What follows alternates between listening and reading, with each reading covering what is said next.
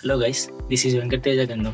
I am from Nellore district, Andhra Pradesh. I have completed my graduation from Sri Venkateswara University College of Engineering, Tirupati, in the background of Electrical and Electronics Engineering. After completing my graduation, for upskilling myself in the background of embedded systems, I have joined in Emertxe Institute of Embedded Systems.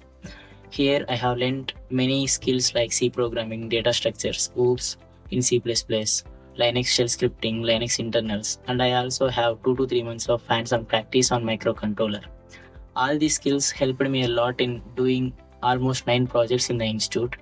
All these projects and skills helped me a lot in getting placed in a good core embedded company called Megatrends.